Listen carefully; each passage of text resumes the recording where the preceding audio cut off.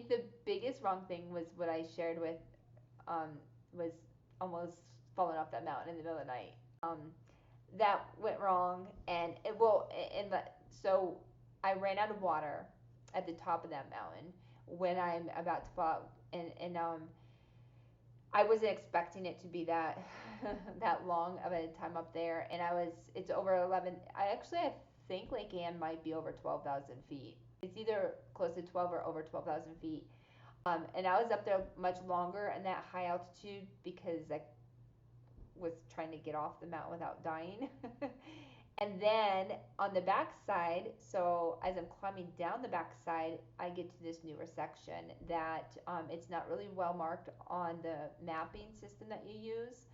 Um, and like you can go two different sections. Last year I did like the old section, but this year I was like, I'm gonna do that newer section because another year probably is better, you know. And you have the option to choose. And so I did the newer section, which is it's a nicer section. I really liked it, but there really wasn't much water. But anyhow, when I'm going down there, I'm so at this point I had been out of water for a couple hours, and I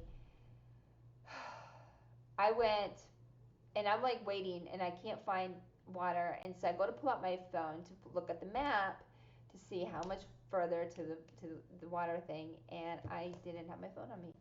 And I think because when I took that GPS and put it in my pocket, well, then when I took it back out to put it back on my pack after I was safe, I didn't zip my pocket up, so my phone fell out. And so I didn't know where my phone fell. We're talking in the middle of the night. It's like 2 in the morning, maybe. And I didn't know where I lost my phone, but I had been hiking for probably at least 2.5 miles from the summit of that mountain.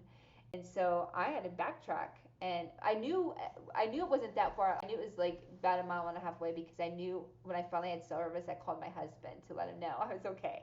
So I knew I had my phone at this one spot, right? So then I had to hike back, and I hiked for probably about a mile, close to a mile, and found my phone on the ground, and then had to hike that back. So basically, because of that, and then it took me a while. It took me so long to find water. Um, all that to say that I think that triggered the altitude sickness that I didn't experience the past 2 years. And so what happened for me to know that I was triggered, altitude sickness is then for about 3 days, pretty much most of the West Collegiate, my body just would not hike fast.